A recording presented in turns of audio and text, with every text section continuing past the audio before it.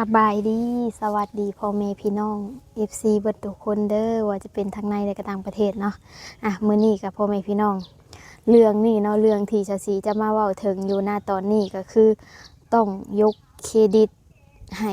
ทางฝั่งไทยหรือว่าทางคนไทยเนาะเป็นหยังเนาะชาซีจะมาเว้าเรื่องหยังก็คือเรื่องที่แบบว่าอ่าเฮาเฮาได้ประสบการณ์มาหรือว่าความรู้อีหยังมานะพ่อแม่พี่น้อง เฮาก็ปฏิเสธบ่ได้ว่าได้มาจากฝั่งไทยนะเพราะว่าเฮาไปทำงานอยู่ที่ฝั่งไทยก็หลายปีนะพ่อแม่พี่น้องบางคนน่ะเขาเจ้าก็บ่แม่นว่าไปเฮ็ดงานล่าๆเลยพ่อแม่พี่น้องคือตั้งใจไปเก็บเกี่ยวเอาประสบการณ์แล้วก็มาทำมาค้าขายมาเปิดอีหยังอยู่บ้านถึงแม้มันอาจจะมีความเสี่ยงหลายเนาะแล้วก็แบบอาจจะค้าขายอาจจะบ่ค่อยดีแต่ว่ามันก็ได้พออยู่แต่ว่าเขาเจ้าก็เอาเพราะว่ามันอยู่ใกล้กับครอบครัวเนาะเรื่องนี้หั้นนะแล้วก็เป็นหยังถึงยกเครดิตให้เนาะทุกคนก็ย้อนว่าเฮาได้ความรู้เนาะที่แบบไปทำงานกับบางคนเพิ่นก็บ่ได้ขี้ที่ความรู้ได้ทุกคนเนาะบ่ว่าจะเป็นอันร้านอีหยังก็แล้วแต่เนาะเพิ่นก็สอนให้เต็มที่เนาะ แม้แต่หมู่ของสาวซีที่เปิดร้านไปเมื่อกี้เนาะทาง FC ก็บอกว่าอันหมู่ของสาวซีก็ดีแล้วที่เขาสละเนาะเก็บเกี่ยวประสบการณ์แล้วมาเปิดอยู่บ้านเจ้าของจังซี่นะแล้วก็ดีแล้วที่แบบบ่ไปเว้าว่าเจ้าของเป็นต้นตำรับจังซี่นะทุกคนเรื่องนี้มันบ่มีแบบอันในหัวแล้วเนาะแต่อาจจะมีเนาะบางคนที่อาจจะไป แอบอ้างอีหยังบ่ที่แบบเจ้าของเป็นต้นตำรับอีหยังนะทุกคนแล้วก็คิดว่าแบบว่าเจ้าของเป็นคนสร้างเป็นคนเฮ็ดอีหยังขึ้นมาถึงแม้ฮู้อยู่แก่ใจเนาะว่าเฮาไปทำงานอยู่ฝั่งไทยเฮาก็ฮู้เห็นอีหยังมาหลายอย่างเนาะแล้วก็แบบว่าอันเอาง่ายๆก็คือแบบว่าเฮาเปิดร้านอาหารเนาะจังซี่นะแล้วก็ไปบอกว่าอันนี้เป็นเฮาที่เฮ็ดขึ้นมาเองอย่างจังซี่คนบางคนเนาะเพิ่นก็บอกว่าดีแล้วเพิ่นบอกแล้วก็อันนี้ก็กลัวเพิ่นจะได้มาเฮ็ดนี่ก็มันก็บ่แม่นเรื่องง่ายนะพ่อแม่พี่น้องคือเพิ่นอยู่มาก็หลายปีเนาะอยู่มาก่อน24เนาะคืออันนี้เว้าถึงที่แบบว่าเฮ็ดงานอยู่นำกันกับ24แต่ว่า24ค่ะอยู่หน้าร้านเป็นคือสอกเอเชียแต่ว่าเพิ่นน่ะเป็นเซฟใหญ่เนาะเป็นเซฟใหญ่เป็น กุ๊กใหญ่เลยที่แบบว่าเป็นมือหนึ่งเลยเนาะเฮ็ดอีหยังก็เป็นเบิดพ่อแม่พี่น้อง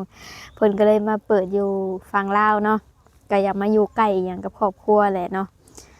อ่าก็ดีเนาะเพิ่นก็เฮียนอีหยังเบิดเก็บเกี่ยวประสบการณ์ว่าจะเป็นน้ำจิ้มอีหยังเพิ่นก็เฮ็ดเป็นเบิดหั้นนะทุกคนเนาะเพิ่นก็เลยมาเปิดอยู่ฝั่งลาวพี่น้องอีหยังก็ช่วยเหลือเกื้อกูลเนาะอยู่ฝั่งลาวจังซี่นะ เนาะแล้วก็กับอันสิ่งที่เฮาอันเรียนรู้อีหยังมาทางฝั่งไทยเฮาก็ปฏิเสธไว้เนาะก็เว้าไปเลยว่าได้มาจากเพิ่นเพราะว่าอันจังใดนะเวลาเฮาไปอยู่พุ่นโดนเฮาก็เนาะความคิดอีหยังเฮาก็จะเปลี่ยนบ่ว่าส่วนใดส่วนหนึ่งที่แบบเฮาเรียนมามันก็อันปฏิเสธบ่ได้หรอกว่าเป็นของเจ้าของแบบคิดค้นอีหยังขึ้นมาเองนะพ่อแม่พี่น้องเนาะ อย่างเช่นสูตรอาหารนี่ก็มันก็บ่แม่นเรื่องง่ายเพื่อเขาเจ้าจะเฮ็ดออกมาได้สูตรอาหารสูตรหนึ่งนี่ก็โอ้โหพ่อแม่พี่น้องชิมแล้วชิมอีกแก้แล้วแก้อีกปรับแล้วปรับอีกเนาะที่ชาวเซียนเฮ็ดงานอยู่ในหันกันเนาะกลัวจะเพิ่นจะเฮ็ดอาหาร1เมนูขึ้นมามันบ่แม่นเรื่องง่ายเลยเนาะคือมันก็จะแซ่บอยู่แต่แบบต้องปรับสูตรเพื่อจะคงที่หั้นนะพ่อแม่พี่น้องเนาะ ก็นั่นแหละแต่ว่าเพิ่นก็สอนให้อย่างเต็มที่เนาะสูตรอีหยังเพิ่นก็มีให้เบิดว่าจะเป็นอีหยังก็แล้วแต่เนาะอันนี้คือในการที่แบบทำงานแบบในครัวอีหยังเพิ่นก็จะมีสูตรอีหยังให้เบิดเนาะและก็คือชาวซีเองนี่ก็คือกัน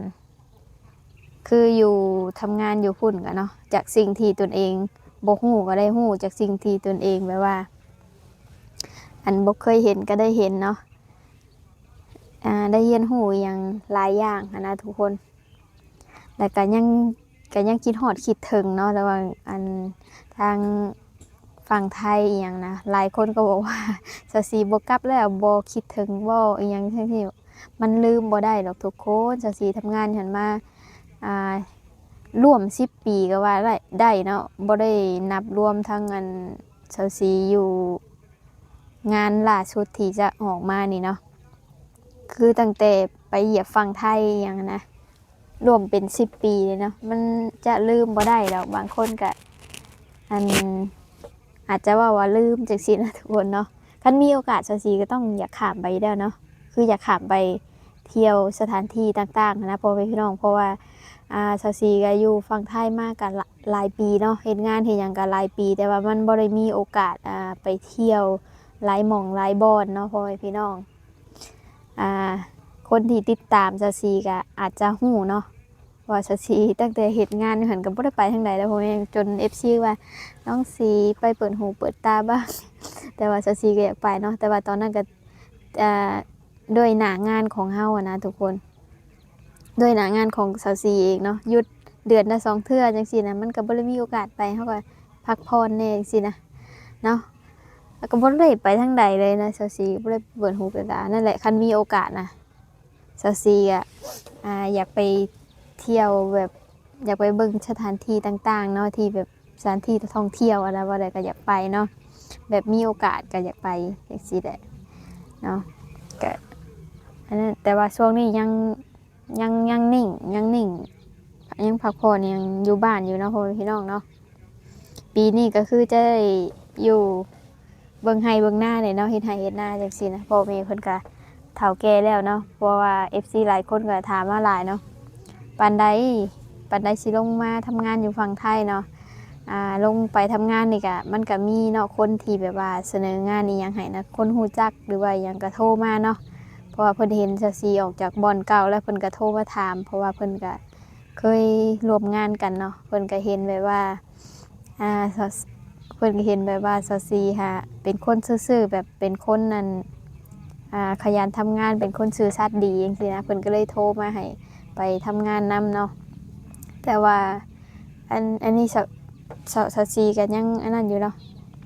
เพราะว่าก็บ่ได้ปฏิเสธเพิ่นบางเทื่อซาซีก็จะลงคือกันพ่อแม่พี่น้องอยู่บ้านบางเทื่อมันอยู่บ่ได้ไปบ่รอดเนาะก็คือแบบเงินบ่มีเงินแหละพ่อแม่พี่น้องเนาะแต่ว่าคันแบบอยู่กินตามสภาพอีหยังมั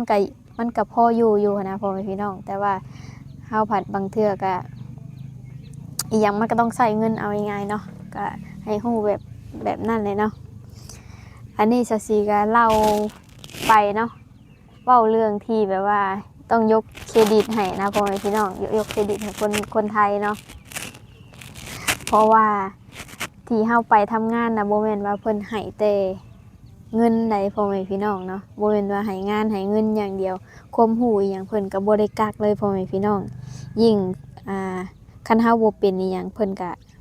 ก็สอนเพิ่นก็บอกเนาะยิ่งแบบในครัวอหย่างจังซี่ก็คือเคยไปยืนเคยไปพัวพันนี่เนาะเพิ่นก็สอนเกี่ยวกับอันนี้นะบ่เคยกักเรื่องวีซ่าอีหยังหันนะคันแบบว่าเฮาอยากนำไปเฮ็ดอีหยังอยู่บ้านก็ถามเพิ่นได้จังซี่นะเนาะเพิ่นก็จะให้คำแนะนำเนาะก็แบบนี้พ่อแม่พี่น้องมื้อนี้ก็ร้อนแฮงเนาะร้อนแฮงร้อนหลายเลยมื้อนี้แบบว่าร้อนจนแบบจนปวดหัวเนาะร้อนแบบคือจะบ่หนาวนะพ่อแม่พี่น้องมันใกล้เข้ากับสงกรานต์เลยเนาะใครคำลงแรงมากกับแถวป่าแถวรอบข้างมีแต่เสียงเมฆจักจั่นนะพ่อแม่พี่น้องตอนนี้น่ะมันก็คือนิ่งๆเลยได้แบบอบอ้าวเนาะช่วงตอนแรกแต่ว่าใครคำหน่อยหนึ่งเพื่อบรรยากาศมันก็จะคอยดีๆเนาะอันสุดท้ายนะก็พ่อแม่พี่น้องเนาะมื้อใดที่ซาซีจะไปอุดหนุนหมู่อีกเดี๋ยวซาซีก็จะถ่ายให้พ่อแม่พี่น้องเบิ่งเนาะว่ามีเมนูอีหยังแน่พ่อแม่พี่น้องแล้วก็ที่ไปตอนเพิ่นเปิดร้านเมื่อก่อนนี่ค่ะ FC ก็มีถามเขาอะไรคือบ่ให้ใส่ชุดคือบ่ติดป้ายเนาะคือบ่มีชื่อมีอีหยัง ต้องใส่อันชุดเซฟอีหยังให้มันเรียบร้อยเพิ่นว่าเนาะทุกคนคือมือมือที่ชาวซีไปมือเป็นมือที่แบบว่าผูกแขนนี่ยังเพิ่นนั่นแหละขึ้นล้านใหม่แต่ว่าเพิ่นก็แบบว่าเป็นกันเองอะนะคือล้านเพิ่นก็ยังบ่ได้สมบูรณ์ปานใดพ่อแม่พี่น้องเป็นหยังคือว่าหยังก็คือแบบว่ามันใกล้จะแล้วแต่ว่ามันคือผู้ใหญ่เพิ่นก็อาจจะแบบว่าบ่อยากให้มันเลยมื้องามยามดีหั้นนะพ่อแม่พี่น้องเนาะแบบผู้ใหญ่เพิ่นหามื้อไว้จังซี่นะอาจจะเป็นจังซั่นเนาะขนาดอันเมนูก็ยังบ่ทันแล้วเนาะป้ายร้านอีหยังก็ยังบ่ทันแล้วเนาะอีหยังก็ยังบ่ทันอันนั่นปานใดหั้นนะเพิ่นก็กำลังเฮ็ดอยู่ที่เชาซีไปมื้อนั้นยังบ่ได้ถ่ายเบิ่งเลยยังบ่ได้บอกเลยว่าเมนูอีหยังแหน่เนาะแค่ให้ถ่ายให้เห็นบ่กี่อย่างเองเนาะพ่อแม่พี่น้องก็ยังบ่ได้บอกบ่ได้เล่าอีหยังให้ฟังบ่ได้ถ่ายอีหยังให้เบิ่งปานใดเนาะเดี๋ยวเชาซีกลับไปอีกวันนี้บ่แม่นกลับไปดอกพ่อแม่พี่น้องมันเป็นทางผ่านอยู่แล้วคือจะเข้าไปจ่ายตลาดไปตลาดเซโนมันต้องผ่านห้านหมู่ชูมือเนาะผ่านตลอดเอาง่ายๆคือมีเวลาก็จะแวะเพิ่นเนาะแล้วก็ไปถามไทยเพิ่นว่าเป็นจังใดเนาะว่าเพราะว่ามื้อนี้เพิ่นก็เปิดขายแล้วหั่นนะว่าเป็นจังไดขายดีบ่จังซี่นะเนาะเผลอๆจะซีก็เพื่ออาจจะได้ไปอันสมัครเนาะสมัครเป็นเด็กเสิร์ฟหรือว่าอาจจะเป็นอันผู้จัดการร้านให้เนาะพ่อแม่พี่น้อง เพราะว่าเขาเก็บเกี่ยวประสบการณ์มาเนาะอยู่ในครัวยังมาเปิดร้านแล้วเพราะว่าประสบการณ์ที่อยู่หน้าร้านนี่ก็เป็นของชาวซีเนาะก็สามารถแบบอ่านรับจ็อบได้เนาะพ่อแม่พี่น้องเนาะ ก็ประมาณนั้นเนาะพ่อแม่พี่น้องเนาะไปสำหรับคลิปนี้ก็ค่ายคำลงแรงแล้วพ่อแม่พี่น้องเดี๋ยวชาวซีก็จะไปหาเกลือไก่ก่อนเนาะคำแล้วมื้อนี้อากาศร้อนเนาะปรับไปปรับมาคืออยู่อันนี่ก็ลานก็เปลี่ยนกันไข่อยู่เนาะพ่อแม่พี่น้องเนาะคนหนึ่ง3 เทื่อ4 เทื่อไข่เนาะปรับเปลี่ยนกันเพราะว่าอันอากาศมันเปลี่ยนนะพ่อแม่พี่น้องก็ฝากดูแลสุขภาพกันเลยนะพ่อแม่พี่น้องเนาะสำหรับคลิปนี้ก็ฝากกดไลค์กดแชร์กดติดตามให้ชาวซีในเพื่อเป็นกำลังใจให้เนาะพ่อแม่พี่น้องเนาะสำหรับคลิปนี้ชาวซีก็ขอตัวลาไปกันเด้อบ๊ายบายสบายดีเด้อ